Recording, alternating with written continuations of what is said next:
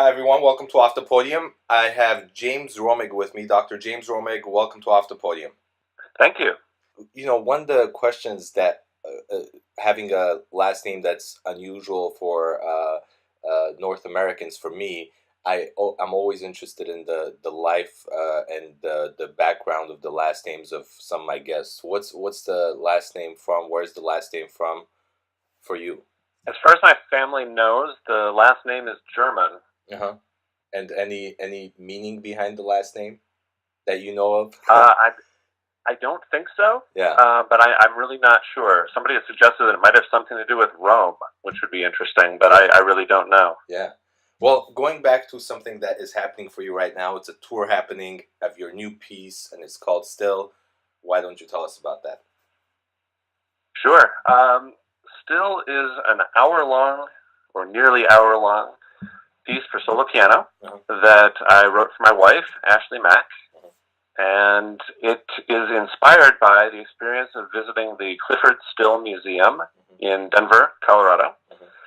Clyfford Still was an abstract expressionist painter who is not nearly as well known as Jackson Pollock and some of the others, but he was very well known to those painters at the time. He was a quirky guy who wanted galleries to show only his work. And a lot of times people would invite him to submit a painting or two to a show, and he would say, "You can make me the entire show of 10 or 15 or 20 paintings, or I don't want to show any." And so naturally, he didn't get shown a lot. Yeah. There are collections of his paintings in New York at the big museums there, New York City. There are also some in Buffalo, and there are some in San Francisco. But 90% of his work was rolled up and stored in a barn in Maryland, I believe, at the time of his death. And in his will, he left information that any American city willing to come up with the money to build a museum to very specific specifications, including the idea that it couldn't show any other work but his, could sell some of his paintings and build the museum. And Denver did that, and the museum opened a few years ago, 6 or 7 years ago. And my wife and I, we really enjoy hiking in Colorado, and every time we go to Denver, we would also go to the museum. So we were looking for some way to come up with a project that might include this extra musical thing, this artwork that we love so much. And so I started working on this project. Yeah, and how is it working with your wife? It's great. We've been collaborating for a long time, and so we both like the same things musically, and she has a pretty good idea where I'm coming from. We had the first performance on Tuesday of this week, so about 2 days ago, and that was the first performance of the complete work, and we've got 8 or 9 of the complete work performances coming up over the next couple months, and then 5 or 6 visits to composition seminars where she'll be playing excerpts from it, and I'll be talking about it. You said collaboration. How much input did Ashlee Mack have on your current work, on your on the composition Still? Sure. Yeah, that's a good question. The quick answer is not much at all, but the deeper answer, of course, is that since we've been working together for so long, and I'm very fond of her playing, I couldn't help but be thinking about the kinds of things she likes to play and the kinds of things that she plays especially beautifully. So I'm sure that influenced the composition.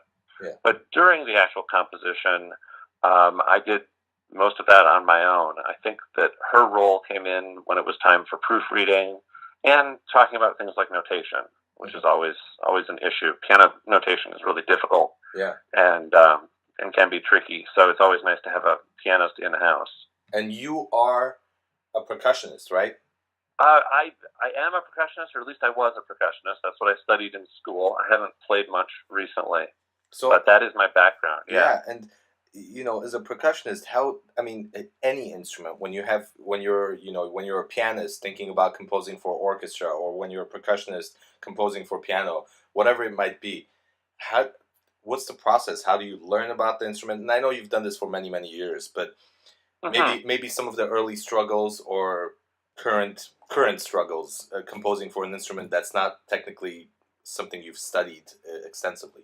Right. I took piano as a kid, as most of us did, but I never got especially good. Just good enough to play in my theory classes. But yeah, the trick for me when my first piano piece I wrote in 2001, I think, my first real piano piece. I had written some piano parts in chamber music and some other little things. But the first time I sat down to really write a piano piece, the tricky thing for me was durations. I wanted to write something that was sustained. There's a lot of pedaling. And so the trick was how to notate the pedals, how to notate with ties. And I think that my first real piano piece, I didn't do any pedal markings at all. I did everything with ties, which meant there were multiple voices, and it was pretty notation, but it was messy notation. It was a beautiful mess, I hope, but it kind of intimidating on the page. And I was trying to notate everything very exactly, and I was being studious about what was possible and what wasn't possible, which is important for us composers to make sure that we don't write something that's clearly unrealizable by the performer. Yeah. Then the performer loses confidence in us. So that was the tricky thing, learning how to notate the pedals to get what I wanted. Yeah. And the one thing that's, getting away from your composition, but a general question, as a composer, where do you see the future of orchestral composition? Because I see more and more composers writing a lot of chamber music pieces, obviously, because it's easier to get a couple of performers together to perform or record a piece. But where do you see the future? And I know it's a very broad question, but where do you see it? Sure. Well, and I know you compose for orchestra as well. You think about too, as a conductor, you must be thinking about that all the time. Yeah. And so I'd like to know what you think. My own thought on it is it's complicated. I've written a couple of orchestra pieces over the past few years, most recently for the Quad City Symphony in Illinois and Iowa, and they're just a remarkably good group. But the problem, anytime you're given an orchestral commission, is how much time is there going to be for rehearsal? Yeah. And when you have an opportunity to write for orchestra, you want to contribute something that is worth contributing. There's already a lot of orchestra music. Yeah. And, I'm not sure that it's as easy as it sounds, but some people think I could just write something that sounds like Copland or write something that sounds like Stravinsky. Yeah. And we all know that that's not possible, but I'm not even sure that's a good goal. Even though you're thinking audiences are more or less familiar with this, they'll like it, the orchestra can play it. At some point, you have to ask yourself, what's the point of creating the orchestra piece in the first place if you're not going to try to contribute something new? Yeah. Well, there are a few things I think about as a conductor, and one couple for the major orchestras. I would say that I just wish I saw more of local talent presented at these. And I mean, if you're living in Illinois, then maybe Chicago Symphony should do something for local composers. I don't know if they already do it, but I wish there was more of that.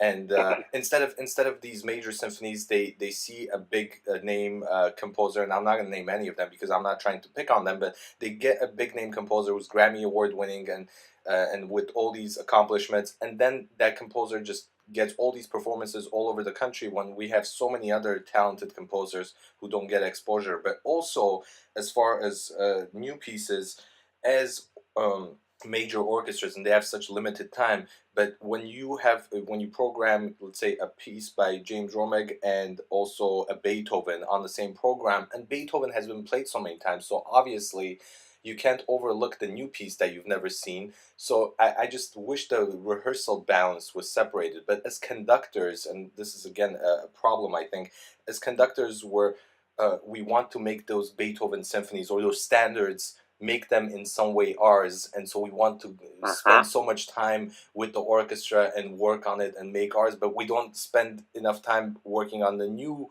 piece, which actually needs more attention because that piece has never been seen or probably rarely been seen by a lot of these players, where the Beethovens are, people practice those just to make sure, they take an audition and they know how to play some of those excerpts.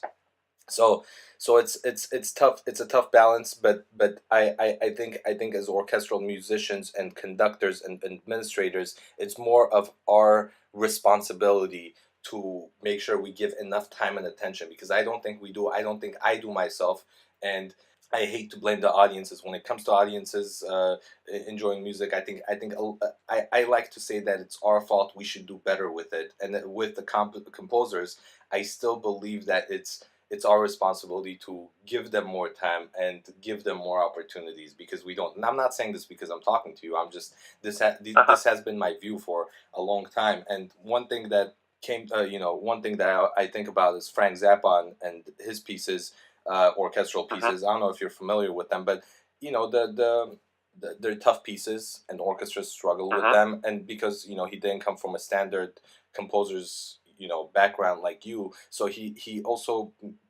did things on paper that I think could be misunderstood, or I think there's a better way to write it on paper. So I think if orchestras had more time and resources and actually cared to give it a fair performance, which there's a couple of good recordings, but I just wish they spend more time on new composers, which they don't. It's so limited. And then the audiences, on the other hand, and I hate to go on talking about this forever, because I want this to be by you, but the audiences, I think as performers, as conductors and musicians in the orchestra or various ensembles, sometimes it's not the audiences who I think are at fault for not liking the new piece. It's not about the new piece. I think if we gave a piece like something that you've composed enough time, as we do with some of the Beethovens and the Brahms and all these other standards, I think if we present it well enough, I think the audiences will enjoy it more. And I know there's fabulous performers of new music out there, but I think we could do better with it. And I think people out there who are performing these pieces, don't just give it a couple of weeks and learn a new piece. Give it more attention. If you're not ready, you probably shouldn't play it, because then the audiences sometimes don't understand that you're not giving 100% of your passion and energy and love and care for the new piece that you're performing. Anyways, I'm sorry. Oh, not at all. I think you're absolutely right, and I think that the audiences can tell when something is not 100% put together. Yeah. Just the other night, I went to a premiere performance of a 55-minute piano piece that doesn't have any functional harmony form. It's unfamiliar to the entire audience, but a confident performer who plays in a manner that is reassuring to the audience lets the audience know, this is okay. Let me present this to you. Yeah. And that's what you're talking about with your orchestra. Yeah. You want the audience to realize that it's not just another piece of music, but it's just another piece of music. It's well prepared. It's ready to go, and it's something that you're presenting. Yeah. I remember talking to somebody a long time ago who said, it was a family member who said, I really like your music, but I can't say that I understand it about my pieces. Yeah. And I said, well, you don't really understand Beethoven either. Yeah. This is somebody who didn't study music. Yeah. And the person said, you're right. And, the same listening strategies go for all kinds of music, I think. Yeah. Well, going back in your studies, you studied with some renowned teachers, and I won't say the names. I'll let you talk about whoever you want to talk about, but maybe talk about some of the experiences and what kind of an influence they had on your career and your compositional outlook. My principal composition teacher was Charles Wuorinen. I studied with Wuorinen at Rutgers University from 1996 until 2000. And coming from the University of Iowa, where I had a variety of composition teachers and percussion teachers and an orchestra conductor who was very influential, it was a new experience for me to study with somebody primarily for 4 years and learn from one individual composer. And Wuorinen's music I had always admired. It's extremely musical, it's vibrant, it's exuberant, and if you want to take the time to study it more deeply, it's very satisfying structurally as well. And studies with him were remarkable. One thing that I always remember is that I read some of his books, Simple Composition, before my first lessons, and I think that when I got to my first lesson, I was expecting that we'd be talking about serial charts and 12-tone theory and the methods of multiplicative transformation and all kinds of things like that. And he was willing to talk about those things. But the primary thing we did in our lessons, especially the first year I studied with him, was I was writing little piano pieces, 1 minute long sorts of things. And I would get serial structures. Wuorinen is known as a 12-tone composer, and I wanted to learn what he had to teach. And I would come in, and he wasn't especially interested in talking about the 12-tone structures behind it or the way I derived my rhythms. He wanted to sound it out on the piano and say, this F sharp down here, if you moved it up 2 octaves and then moved this C over to here, now the line is moving from low to high. Yeah. And his focus was always on how do you make things musical. And this was a revelation to me because I thought, you get your pencil and your calculator and you figure out this perfect tone row. But really, it's still about sound, and it's about acoustics. It's about instrumentation and orchestration. And that's what he wanted to teach. He was really trying to teach good taste. Yeah. Another name that I saw and I recognized right away is Milton Babbitt. Well, at Rutgers, I was a half hour up the road from Princeton University. And although Babbitt had retired from Princeton at the time and was teaching at Juilliard 1 day a week, he still lived in Princeton. And after 2 years of study with Wuorinen, I started working on the composition and the paper that would be my dissertation. And I had some questions about the term aggregates, which Babbitt uses to talk about all 12 tones when they're not necessarily in an ordered row. An aggregate is the 12. And I had created what I thought were weighted aggregates, which is a term that he uses, but I had gotten them in a different way than he talks about, and I didn't fully understand what I was doing. And so in those days, we sent letters. I sent him a note. I said, I'm a half hour away in New Brunswick. I have some questions about weighted aggregates, and I gave him a page or two of what I had been working on. He wrote back. I still have the letter in a folder somewhere, a handwritten letter, and told me I shouldn't call them weighted aggregates, and instead I should call them something else. But what I really should do is give him a call. And so I gave Milton Babbitt a call, and we talked for a while, and he said, well, why don't you come down to Princeton, and we'll spend some time talking about this stuff. Wow. So that was great fun. And I spent about 2 years seeing him, once a month or so, to talk mostly about theoretical things as I was doing the analysis for my dissertation.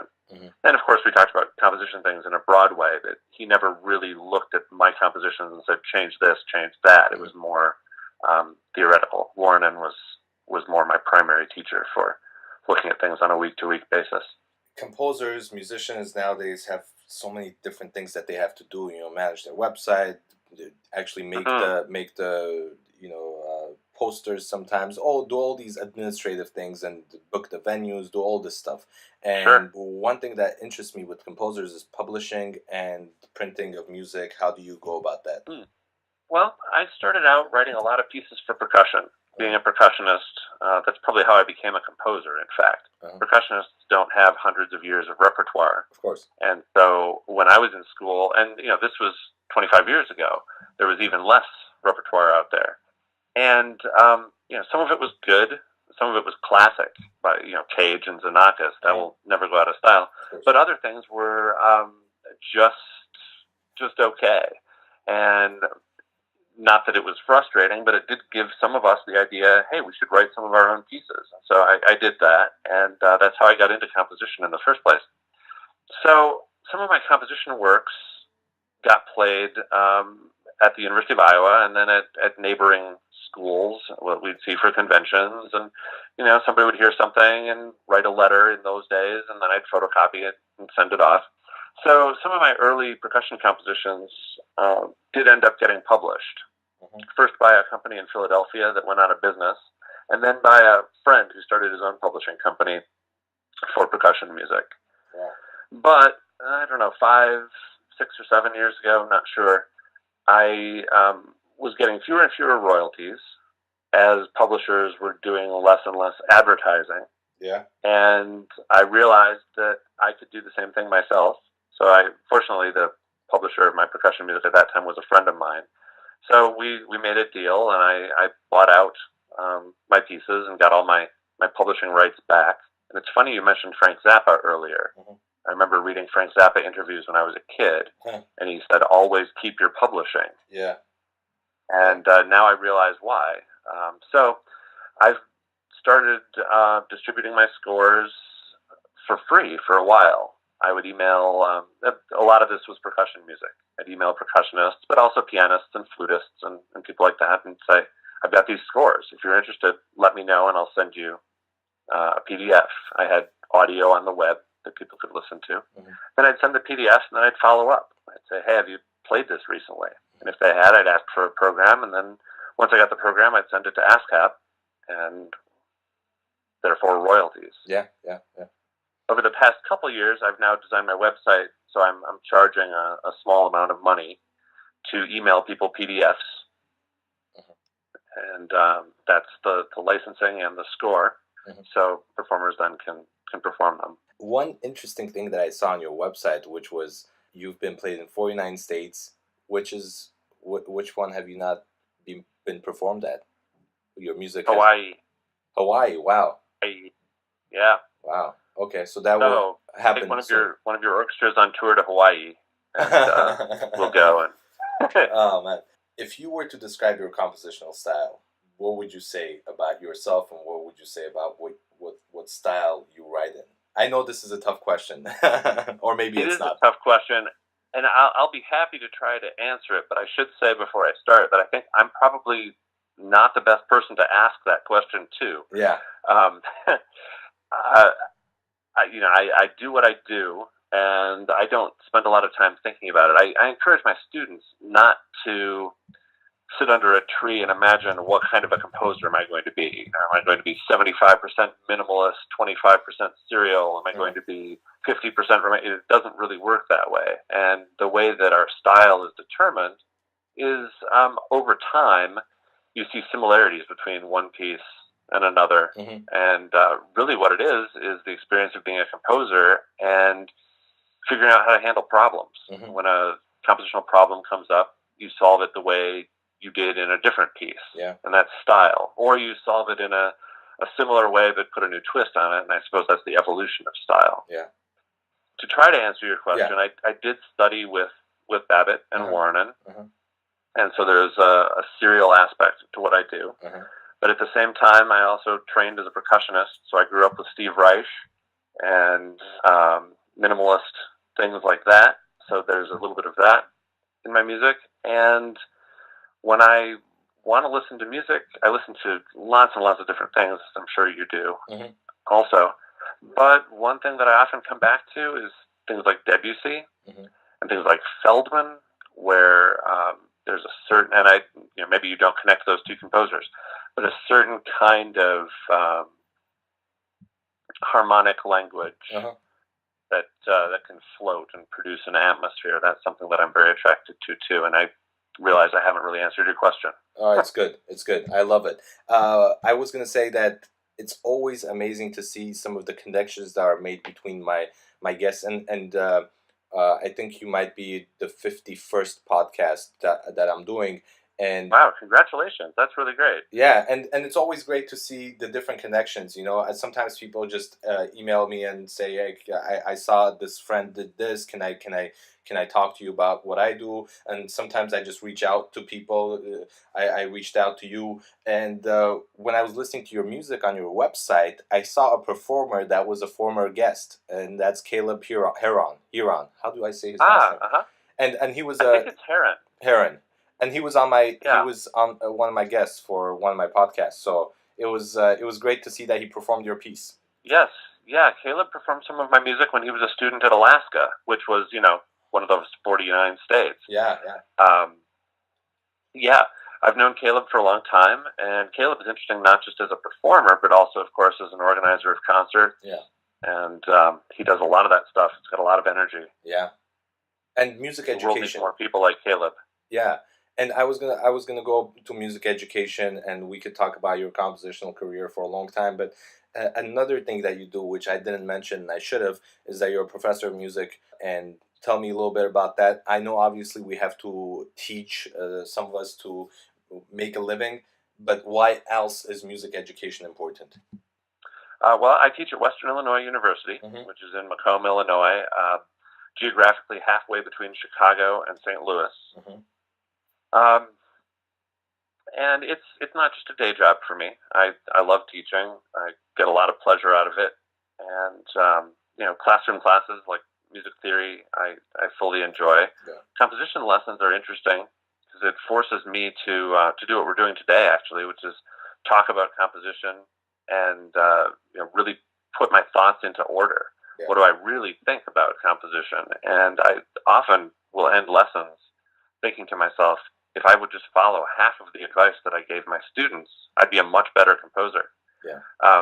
So it's a constant reminder of how I should be thinking about things and discipline and things like that. Yeah.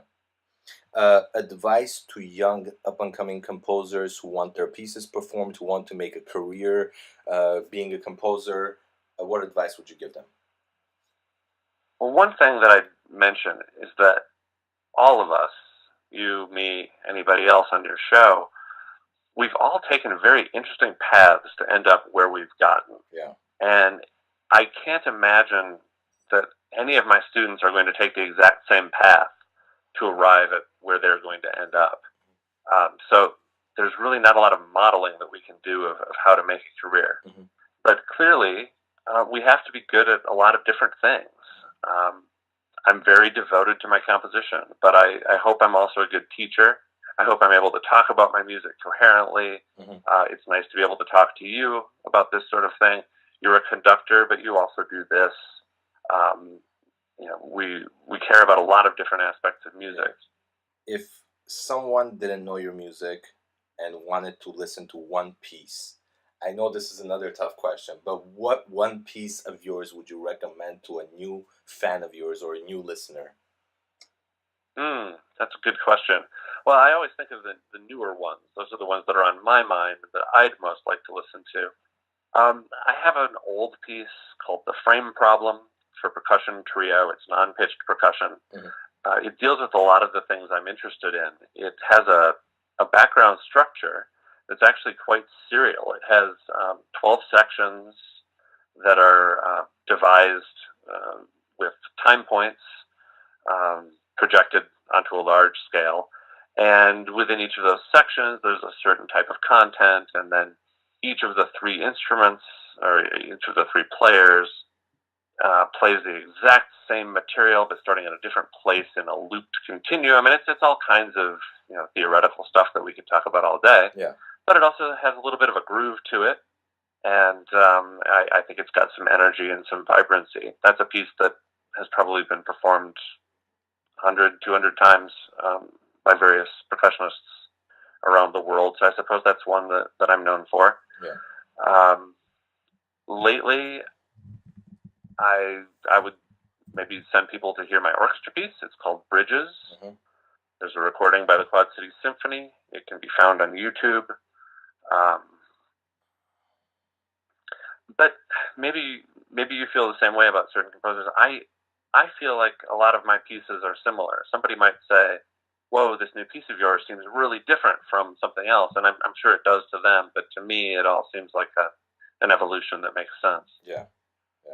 I'm still working on my podcast and trying to find new ways, because my podcast is, that we talked about before, it's very free form. I don't like to make topics and all this stuff. I just want to just have a very free conversation with the guest and have their thoughts in the moment, which you've done very beautifully today. But one thing that I added are some questions, kind of blitz questions.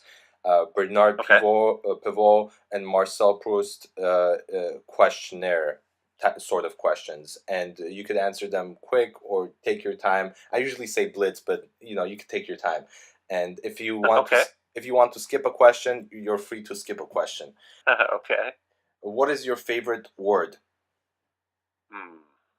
Yes. What is your least favorite word? No.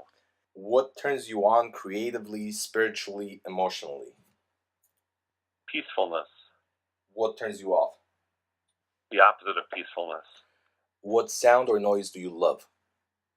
I love the quiet at the top of a mountain. What sound or noise do you hate? The air conditioning unit in our TV room in the basement of our house. What profession other than your own would you like to attempt? Gosh, I really don't know. I can't imagine doing anything else. Your idea of happiness? I'm going to go with peacefulness again. If not yourself, who would you be? Pass. Great. I love that, James. This is great. And of course, we talked a little bit about what you do outside, and you mentioned that you like going hiking with your wife. But anything else that you do outside of music? We talk so much about music. Our lives are so much about music. What do you do outside of music? Well, as a musician, you know the other thing we talk about if it's not music, it's food, right? We live in a small town, and there are some fine restaurants. There aren't a lot of them. So we do a lot of cooking at our house, and the way my schedule is designed at school, I'm usually free in the afternoons, which is good for cooking evening meals. So cooking is certainly something that I find interesting. Yeah. I play a lot of tennis when I can, with my buddy John McMurtry, who is a flutist who's played a lot of my music in the past and is on faculty here at Western Illinois. So that's a passion as well. And just in general, I love traveling. Yeah. My wife and I spend as much time as we can visiting different places and exploring things. A good road trip really can't be beat. Yeah. Is there anything that we missed? I'm sure there's more to talk about, but is there anything that you want to talk about now? What's next as far as the tour goes? Some last words, unless you have something else you want to talk about. No, I can't think of anything. The tour continues. We're both on sabbatical this semester, so we're able to go to a lot of different places and hear this piece. The most exciting one probably will take place on October 5th, when Ashlee will perform the Clyfford Still piano piece at the Clyfford Still Museum in Denver. She's going to give an evening performance. It's a ticketed event that can be gotten through the Clyfford Still Museum website. And then the next morning, she's going to just play in the galleries as people are walking around. So that'll be interesting too. We're both really looking forward to that. Wow. Well, good luck on tour. Maybe we could do this again after you're done with that and are working on a new project. And maybe the next time, actually, we should have both of you on. I wanna see the dynamic in on the podcast when we have the husband and wife collaborators on. Sure, it would be my pleasure. Yeah. Well, thank you so much for doing this. Thank you.